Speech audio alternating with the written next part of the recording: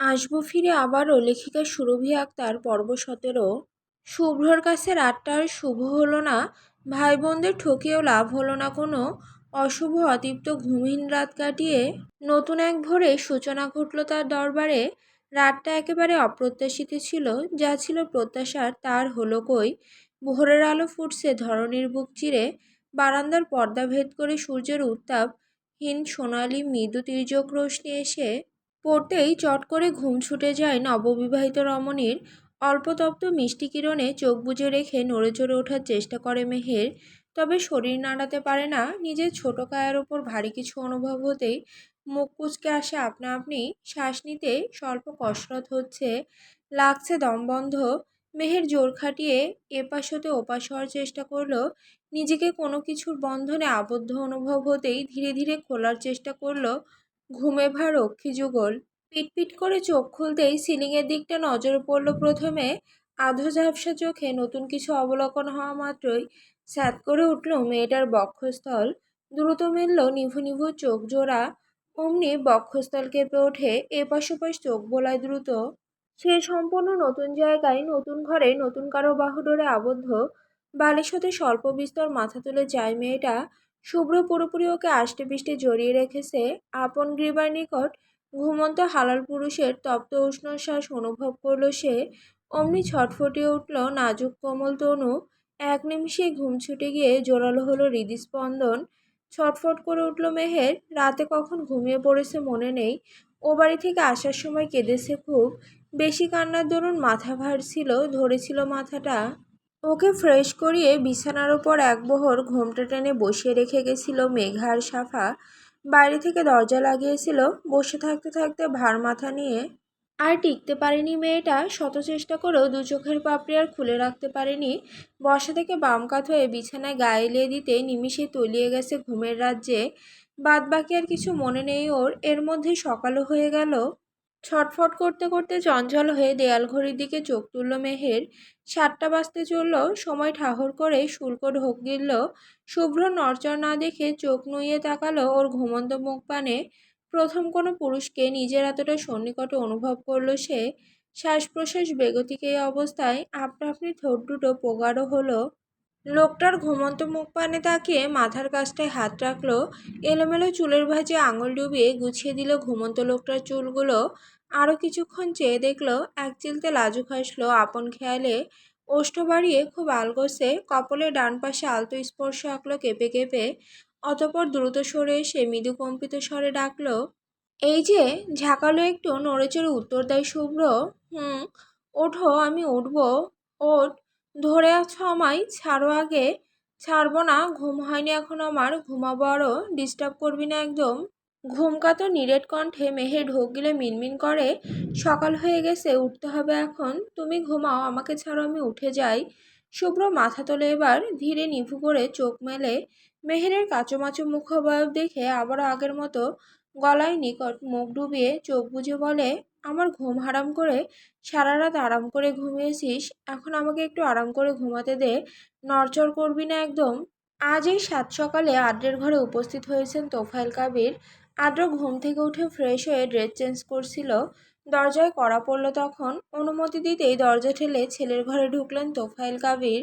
নিজের উপস্থিতি জানান দিতে গলা খাকারি দিলেন তিনি। আব্বুর উপস্থিতি বুঝে তড়াক করে চায় আদ্র। শার্টের হাতে কোনোই অবধি গুটিয়ে মিররের সামনে থেকে দ্রুত সরে আসে। ততক্ষণে তোফায়েল কাবির ভেতরে ঢুকে পড়েছেন। আদ্র পরিস্থিতি আন্দাজ করতে না পেরে সহসা বলল, আব্বু, আপনি আমার ঘরে, কিছু প্রয়োজন ছিল, আমাকে ডাকলেই পারতেন। পেছনে হাত গুটিয়ে গুরুভার হয়ে দাঁড়ালো তোফায়েল কবির। রাশভারী গলায় বলেন, কথা আছে তোমার সাথে। হ্যাঁ বলুন না, বসুন আগে। টেবিলের পাশে সিঙ্গেল সোফাটায় বসলেন তিনি। আদ্র অধীরে চেয়ে ব্যাকুল হয়ে। তার বাবা নিজ থেকে তার ঘরে পদার্পণ করেছেন, নিশ্চয়ই খুব জরুরি কিছু, নয়তো এভাবে সকাল সকাল নিজে থেকে আসতেন না তিনি। সময় নিয়ে তোফায়েল কাবির ঠান্ডা স্বরে মুখ খুললেন, তোমাকে যা করতে বলেছিলাম করেছো? আদ্র বুঝল না, প্রশ্ন করলো পাল্টা, কি? ডিভোর্স পেপার তৈরি করতে বলা হয়েছিল তোমায়, হাবভাব দেখে মনে হচ্ছে না তো করেছো বলে। আদ্রের চোখে মুখে তড়িতে পরিবর্তন আসে। তোফায়েল কাবির এক মুহূর্ত থেমে আবার বলেন থমথমে গলায়, ভাইয়ের মতো অবাধ্য হচ্ছ দিন দিন। তোমার গতিবিধি আজকাল অন্যরকম লাগছে, কি হয়েছে বলো তো? কি চাইছো তুমি বা তোমরা? কথা বলছো তোমার ভাইয়ের সাথে, তার তো আজ ফিরে যাওয়ার ডেট, রাতে ফ্লাইট আছে তার, এই নিয়ে খোঁজ খবর আছে তোমার কাছে? ও যাওয়ার পর ঝামেলা বাড়াতে চাইছো? আব্বুর ভারী কথাগুলোর প্রত্যুত্তরে আদ্রখানিক গম্ভীরতা টেনে বলল, ঝামেলা বাড়লে আমি ঝামেলা পোহাবো আব্বু। রুডি যদি যায় তাহলে ডিভোর্স হওয়াটা পরের ব্যাপার, আমি সামলে নেব পরে। যদি যাই মানে? তোমরা কি কোনোভাবে আশায় বসে আছো যে সেই ছেলে যাবে না? হুঁ, আশা করা বাদ দাও। ভবিতব্য সম্পর্কে তোমাদের ধারণা আছে বলেই জানি। আজ হলেও ডিভোর্স হবে আর কাল হলেও হবে। মেঘা আটকে থাকবে না এই গণ্ডিতে। বেকার বেকার সময় আর সুযোগ দুটোই নষ্ট করছো কেন তোমরা? যত সহজে ওকে মুক্ত করা যায় ততই ভালো হবে। আদ্র চুপ রইল। এবার আর মুখ খুলল না। তোফায়েল কাবি যেভাবে দম্ভ ভরে এসেছিলেন সেভাবে বেরিয়ে গেলেন ধীর পায়ে। 8টার কোঠায় ঘড়ির কাঁটা শুভ্রকে সরিয়ে কিছু সময় আগে উঠে পড়েছে মেহের। ফ্রেশ হয়ে নতুন একটা শাড়ি জড়িয়েছে গায়ে। হাত পা তিরতির করে কাঁপছে কেমন জড়তায়, শিরশির করছে হাত পায়ের তালু। নিচে যেতে হবে, সবাই কি ভাববে ওকে দেখলে? আন্দাজ করলে লজ্জায় মুড়িয়ে যাচ্ছে নাজুক মেয়েটা। লাল হয়ে উঠছে কপল দুখানি। শুভ্রর হেলদোল নেই, বেঘরে ঘুমোচ্ছে সেই লোক। মেহের খাটের পাশে অনেকক্ষণ যাবৎ পায়চারি করলো। শাড়ির আঁচল খামছে, সকল জড়তা ঠেলে ধাতস্থ করলো নিজেকে। আধো ভেজা চুলগাছি মুড়িয়ে হাত খোপা করে নিল। শাড়ির আঁচল টেনে তুলল মাথায়, ঘোমটা টানলো কপাল ঢেকে। শুভ্রকে ডাকার সাহস পেল না, একে ইতস্ততায় গড়িয়ে যাচ্ছে, তার উপর ওই লোকের মুখোমুখি হলে ওকে আর খুঁজে পাওয়া যাবে না।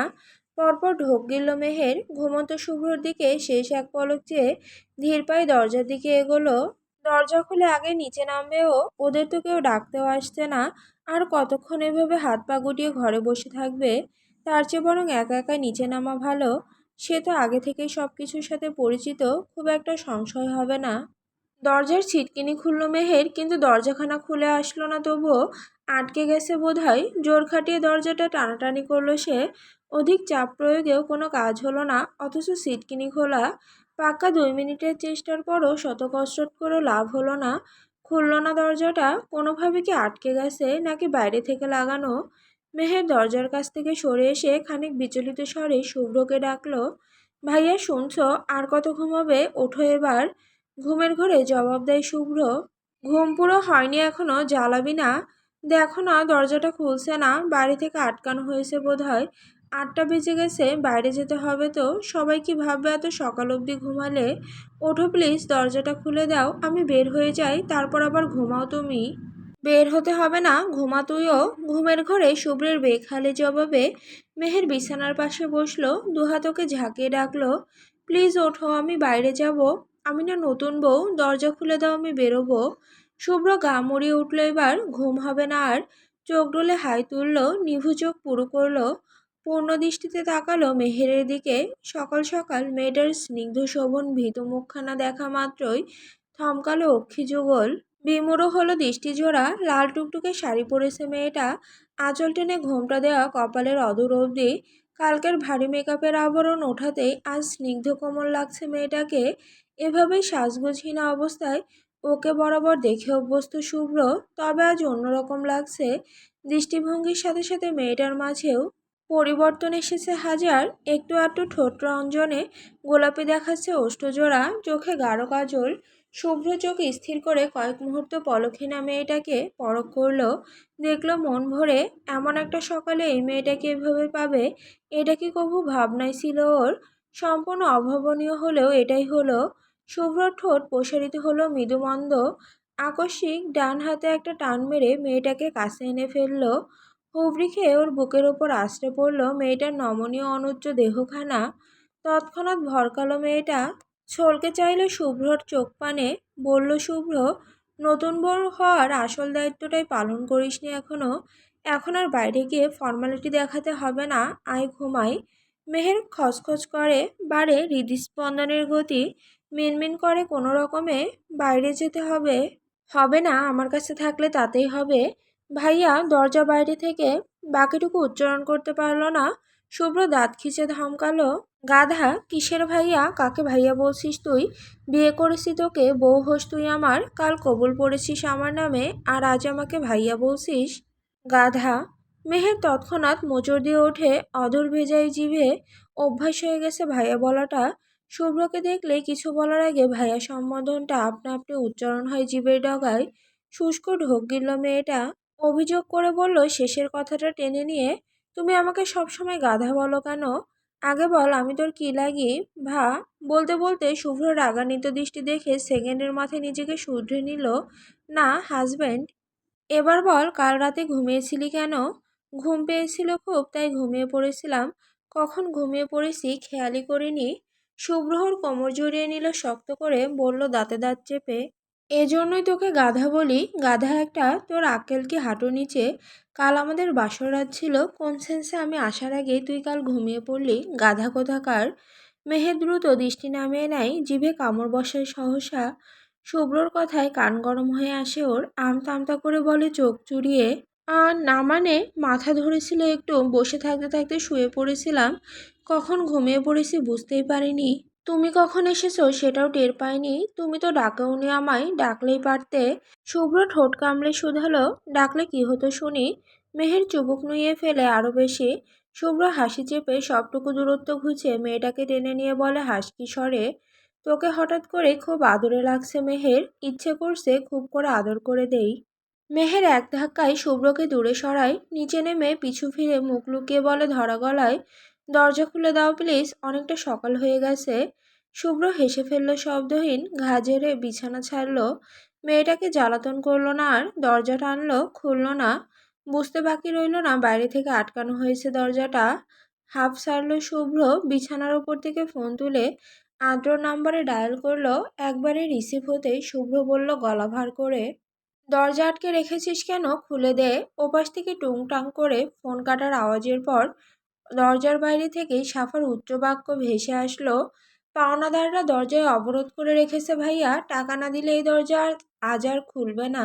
শুভ্র হতবাক হয়ে কান থেকে ফোন নামায়, গলা বাড়িয়ে বলে, টুকটুকি দরজা খুলে দে, আগে টাকা দাও তারপর। কাল বোকা বানিয়েছিলে আমাদের, এতে পার পাবে ভেবেছ? আজ আর ছাড়ছি না তোমায়, টাকা দিলে তবেই দরজা খুলবো, আর না দিলে ভেতরেই বসে থাকো তোমরা। আমরা আর বোকা বনে দরজা খুলছি না আজ। দেখ বনু, মজা করিস না, সকাল সকাল টাকা পেয়ে যাবি, এখন দরজা খোল। মেহের বেরোবে বাইরে। এবার মেঘার আওয়াজ শোনা গেল, ভাবিকে নিয়ে ঘরেই থাকো ভাইয়া, আমরা এমনি এমনি দরজা খুলবো না আজ। আদ্রও বাদ পড়ল না, তোমার ঘরের দরজায় দু দুটো তালা ঝুলছে ভাইয়া, টাকা দিলে তবেই চাবি ঘুরিয়ে তালা খোলা হবে, তার আগে নয়। তুমি কিপটেমি করছো কেন বলো তো? তোরা বাচ্চামো করছিস কেন? আদ্র, তুইও যোগ হয়েছিস ওদের সাথে? হ্যাঁ ভাইয়া, ওদের সাথে যোগ দিয়ে দল ভারী করেছি একটু। আমার কাছে ক্যাশ নেই এই মুহূর্তে, থাকলে কালই দিয়ে দিতাম তোদের। এখন দরজা খোল, পরে টাকা দিয়ে দেবো আমি, ট্রাস্ট মি। মেঘা বলল প্রত্যুত্তরে, বিশ্বাস আর নিঃশ্বাস একবার চলে গেলে আর ফিরে আসে না ভাইয়া, একবার বিশ্বাস হারিয়েছি তোমার ওপর, আর পারছি না বিশ্বাস করতে। ক্যাশ নেই তো কি হয়েছে, কার্ড দিয়ে দাও আমাদের, আমরা ভাঙিয়ে নিতে পারবো, কিন্তু না দিলে দরজা খুলবো না বলে রাখলাম। মেঘা প্লিজ দরজা খুলে দে, তুই না আমার মিষ্টি বোন। তুমিও আমার মিষ্টি ভাইয়া, বাট এখন তোমার কথায় গলতে পারছি না ভাইয়া, সরি। শুভ্র দীর্ঘশ্বাস ফেললো, এগুলোর সাথে কথা বাড়িয়ে লাভ নেই। মেহেরও পেছন থেকে তাড়া দিচ্ছে ওদের আবদার মিটিয়ে দেওয়ার জন্য। আলমারি থেকে ব্যাংক কার্ড বের করলো শুভ্র, ওর কাছে ক্যাশ নেই এটা সত্য। দরজার নিচ দিয়ে কার্ডটা বাইরে বের করে দিয়ে বলল, এই নে, যা ইচ্ছে তাই কর, তোদের ডিমান্ডের থেকেও বেশি অ্যামাউন্ট আছে কার্ডে, এবার তো দরজা খোল। মুহূর্তে খট করে দরজা খুললো। দরজার বাইরে আদ্র, মেঘা আর সাফা দাঁড়িয়ে। শুভ্রকে দেখা মাত্র শব্দ করে হেসে উঠল ওরা। মেহের দ্রুত ঘর হতে বেরোলো, মেঘার হাত খামচে ধরে পিছু ফিরে শুভ্রের দিকে এক ঝলক চেয়ে বোকা বোকা স্বরে বলল চট করে, আমি নিচে যাচ্ছি ভাইয়া, তুমি এবার ঘুমাও। অগত্যা বৃহৎ নয়নে মেয়েটার দিকে বর্ষিত হয় চার জোড়া দৃষ্টি। সাফা, মেঘা আর আদ্র সমন্বয়ে উচ্চারণ করে টান দিয়ে, ভাইয়া। ভ্যাবাচাকা খায় মেহের। শুভ্র রাগী চোখে কটমট করে চেয়ে আসে। এই মেয়েটা আসলে একটা গাধা, যদি মিনিমাম কমন সেন্স থাকে ওর মাথায়। মনে মনে রাগ পেশে বিড়বিড় করলো শুভ্র, গাধা, কাল আমার সাথে বিয়ে হয়েছে তোর, ভ্যাবলার মতো ঘুমিয়েছিলি বলে দয়া মায়া দেখিয়ে বাসরটা করিনি, তাই বলে এখনো ভাইয়া ডাকবি আমায়? আমি তোর কোন জন্মের ভাই? বন্ধুর বোনরূপী বউ না হলে এক্ষুনি বন্ধুর বাড়িতে রিটার্ন করে দিতাম তোকে। বউয়ের মুখে সাত সকালে ভাইয়া ডাক শুনতে হচ্ছে, কি মুসিবত আমার। আদ্র, সাফার, মেঘা এক মুহূর্ত পর হো হো করে হেসে উঠল। ওদের হাসিতে লজ্জায় মুড়িয়ে গেল মেয়েটা। মেঘা ভেঙে বলল, ভাইয়া তুমি এবার ঘুমাও, আমরা যাই, চলো ভাবি। সাফার হাতে কার্ড। শুভ্রকে লাস্টবার কার্ডটা দেখে ভেঙচি কেটে নিজের ঘরের দিকে ভোর দৌড় দিল সে। কেবলই দুদিকে মাথা নাড়ল শুভ্র। আজ ওদের বৌভাত, সন্ধ্যার পর গেট টুগেদার। অতিথি আসবেন অনেক, ব্যস্ততা দ্বিগুণ বেশি। রৌদ্রের নাগাল নেই কাল থেকে, রাতেও বাড়িতে দেখা যায়নি আর। বিকেলের আগে আগে আজ কিছু পুরনো মুখ হাজির হয়েছে। বিয়েতে আসতে পারেননি এনারা, তবে বিয়ের পরের দিন বৌভাতে ঠিক এসেছেন রুবিনা কাবিরের একমাত্র বোন রেহানা শিকদার আর তার পুরো পরিবার। এই পরিবারের সাথে আলাদা করে একটা নতুন সম্পর্কে জোড়ার কথা ছিল 5 বছর আগে, যা জোড়া লাগেনি, বরং বর্তমান সম্পর্ককেও টানাপোড়েন লেগেছে, ভেঙেছে সম্পর্কের শৃঙ্খল। সেই 5 বছর আগে থেকেই বোনের সাথে মনোমালিন্য ছিল রুবিনা কাবিরের। তবে সময়ে সময়ে মনোমালিন্য কমে এসেছে। সম্পর্কটা পুরোপুরি আগের মতো স্বাভাবিক না হলেও মধ্যকার ন্যায় তিক্ত নেই এখন। এখন মিটে এসেছে সব মন কষাকষি। রেহানা শিকদারের সাথে তার পুরো পরিবার এসেছে। স্বামী ইসমাইল শিকদার, বড় মেয়ে আরিবা শিকদার ইভা, ছোট মেয়ে সানিহা শিকদার সারা, আর একটা 3 বছরের ফুটফুটে বাচ্চাও আছে সাথে। সবার আগমন স্বাভাবিক হলেও ইভার আগমনটা বেশ সংঘাতে ফেলেছে কাবির পরিবারের সকলকে। 5 বছর আগে সেই ঘটনার ঘা পড়ল আবার। রৌদ্র এখনো বাড়িতে নেই। সে ফিরলে এই মেয়েকে এই বাড়িতে দেখার পর কি করবে কে জানে। ভয়ে তটস্থ রুবিনা কাবির একে কাল থেকে ছেলে চিন্তায় দিশেহারা। এখন ইভাকে দেখে ব্যাকুল হয়ে পড়লেন আরো বেশি। তার বেপরোয়া ছেড়ে যে পরোয়া করবে না কোনো কিছুর। এতদিনে বোনের সাথে পুনরায় সম্পর্কটা ঠিক হয়েছে একটু, আবার কি হবে কে জানে। পার্লার থেকে মেকআপ আর্টিস্ট এসেছেন, মেহেরকে সাজানো হচ্ছে ওর রুমে। অলরেডি বাদবাকি অতিথিরা আসা শুরু করে দিয়েছেন। মেঘা নিজের রুমেই আছে, তৈরি হয়েছে সে। এত এত মেহমানদের ভিড়ে নিচে নামেনি আজ, ঘরে বসে আছে সেই থেকে। দরজা খুলে হুড়মুড়িয়ে কেউ ভেতরে ঢোকা মাত্রই চমকালো মেয়েটা। ধপ করে চাইলো দরজার দিকে, অমনি কণ্ঠ চিপে উদ্বিগ্ন হয়ে উৎসুকতায় চেঁচিয়ে উঠল সারা, মেঘা। স্যাঁত করে ওঠে মেঘা, নিমিষেই প্রগাঢ় হাসি ফোটে ওষ্ঠজোড়ায়। সারা ছুটে এসে জড়িয়ে ধরে মেঘাকে। মেঘা, কেমন আছিস তুই? কতদিন পর দেখলাম তোকে। কেমন আছিস বল আগে। মেঘা হাসি সমেত বলে, আমি ভালো আছি। আমিও তো কতদিন পর দেখলাম তোকে, তুই কেমন আছিস বল। আমি বিন্দাস আছি, তোকে দেখে আরো বেশি বিন্দাস হয়ে গেলাম। উফ, আমার যে কি খুশি লাগছে, ভাবতেই পারবি না। বল, কতদিন পর তোর সাথে দেখা, সেই কবে থেকে আসবো আসবো করেও আসা হচ্ছে না। অবশেষে আসলাম শুধু তোর সাথে দেখা করার জন্য। ইস, আজ আমি ভীষণ হ্যাপি। তোকে দেখে খুশিতে পাগল হয়ে যেতে ইচ্ছে করছে আমার। মেঘা ফিক করে হাসে, সারাকে ছেড়ে বলে, পাগল একটা, সেই পাগলে রয়ে গেছিস। কখন আসলি বল আগে। কেবলই তো আসলাম, এসেই তোর কাছে ছুটে এসেছি, এক মুহূর্ত অপেক্ষা করিনি। মেঘা ঠোঁটের হাসি কমায়, ধীরে বলে, আঙ্কেল আন্টি আসেননি? এসেছে তো, আর ইভা আপুও। থামলো সারা, মেঘার মুখ পানে তাকিয়ে বাকি কথা গিলে নিল। বলল কথা পেঁচিয়ে, এসব ছাড়, কত শুকিয়ে গেছিস তুই, খাওয়া দাওয়া করিস না ঠিকঠাক। করি তো। মলিন ছোট উত্তর। হাসার চেষ্টা করলো সারা। মেঘাকে টেনে খাটের উপর বসালো। সাইড ব্যাগ থেকে হাত ডুবিয়ে কয়েকটা লজেন্স বের করলো। মেঘা দিকে বাড়িয়ে দিয়ে বলল, এই দেখ, তোর পছন্দের লজেন্স এনেছি তোর জন্য। জানিস আমাদের স্কুলের পাশের দোকানটা এখনো পাওয়া যায় এসব। আমি আসার আগে অনেকগুলো নিয়ে এসেছি তোর জন্য। তোর তো এটা খুব পছন্দ, আমরা কত খেতাম আগে। মেঘা ভরা গালে হাসে। সারা ওর সেই ছোট্টকালের ফ্রেন্ড, সেই ক্লাস 2 থেকে বন্ধুত্ব এই পাগলটার সাথে। বন্ধুত্বে দূরত্ব এসেছে 5 বছর আগে। মেঘা তো এখন আর নিজেদের বাড়িতে থাকে না, সব হারিয়ে এ বাড়িতে পড়ে আসে, নিজের সেই ছোট্ট বাড়িটা থেকে অনেকটা দূরে। সারার সাথে দূরত্ব বেড়েছে সেই তখন থেকেই। এবারের আত্মীয় হওয়ার আগে সারা ওর বেস্ট ফ্রেন্ড, ওর জান ছিল। ওর বেস্ট ফ্রেন্ডের খাতিরেই 5 বছর আগে তার দেখা হয়েছিল রুডবিক কাবির রৌদ্র নামে এক রুক্ষ বেপরোয়া ছেলের সাথে। বেস্ট ফ্রেন্ডের খাতিরেই 5 বছর আগের কমিউনিটি সেন্টারে সেই বিয়ের অনুষ্ঠানে গেছিল মেঘা। সেখানেই বরবেশে প্রথম দেখেছিল সেই ইরিটেটিং লোকটাকে। মেঘা বড্ড খুশি ছিল সেদিন। সারার বোন হওয়ার দরুন মেঘার কাছে ইভা ছিল আপন বোনের ন্যায়। আপনজনহীনা অনাথ একটা মেয়েটার দ্বিতীয় পরিবার ছিল শিকদার পরিবার। মেঘাকে খুব স্নেহ করত ও বাড়ির সবাই। কিন্তু সেই দিনের সেই অনাকাঙ্ক্ষিত ঘটনার পর, সেই বেপরোয়া ছেলের অধ্যতার পর, মেঘা ছিন্ন হয়েছে তার সেই দ্বিতীয় পরিবার হতে। এখানে এসে পড়েছে সে, পেয়েছে কাবির পরিবার। সেবার বিয়ের দিন ইভাকে বউ সাজে দেখেছিল মেঘা, আর রৌদ্রকে দেখেছিল ইভার বররূপে। ইভার পালিয়ে যাওয়ার ঘটনা জানতো না সে। তার আগে বাড়িতে ফেরার জন্য বেরিয়ে এসেছিল সেন্টার হতে। বেরোনোর পর বাড়ি ফেরার আগেই পথিমধ্যে রাস্তার ধারে রৌদ্রকে দেখা মাত্রই থমকেছিল ষোড়শী কন্যা। চেনা মুখশ্রী দেখা মাত্রই গদগদ হয়ে এগিয়ে গেছিল সে। অতপর বাকিটা যা হয়েছে সব অনাকাঙ্ক্ষিত, অপ্রত্যাশিত, যা কভু কল্পনাও করেনি ষোড়শী কন্যা। যা সেই ষোড়শী কন্যার পুরো জীবনটাই পাল্টে দিয়েছে, রং বদলে দিয়েছে জীবনের। সারার সাথে আজকাল দেখা হয় না, কথা হয় টুকটাক ফোনে। ওদের আগের মতো সেই গভীর বন্ধুত্বটা নেই। একে অপরকে হিনা অচল ছিল ওরা। সেই অচলতা কেটে গেছে, সয়ে গেছে সবটা। সারা মেয়েটা বড্ড ভালো, মেঘাকে আজও খুব বেশি ভালোবাসে ও। এই যে কাছে পেয়েছে, কত শত কথা জমে আছে, সবটা উজাড় করে বলবে এখন, করছেও তাই। মেঘাকে জড়িয়ে গল্প জুড়ে বসেছে, চুপচাপ আনমনে শুনছে মেঘা, মনটা অন্য কোথাও। সাফা এতক্ষণে ঘরে আসলো। খাটের উপর মেঘার সাথে সারাকে দেখে কুঁচকে আসলো চোখ মুখ। তেজি হয়ে এগিয়ে এসে ফোঁস করে বলল, সারা, তোমাকে তোমার মা খুঁজছে, ডাকছে নিচে।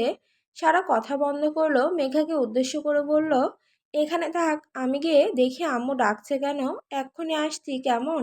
বলে বেরিয়ে গেল। ও বেরোতে ওষ্ঠ উল্টাই সাফা, গাল ফুলিয়ে কাতর চোখে তাকিয়ে বলে নিভু স্বরে, সারার সাথে একদম মিশবি না, বলে দিলাম। তুই আমার বেস্ট ফ্রেন্ড, এখন আর ওর কিচ্ছু নোস। বেশি ঢলাঢলি করবি না ওর সাথে, আমার কিন্তু একটু ভালো লাগে না তোর সাথে ওকে দেখলে।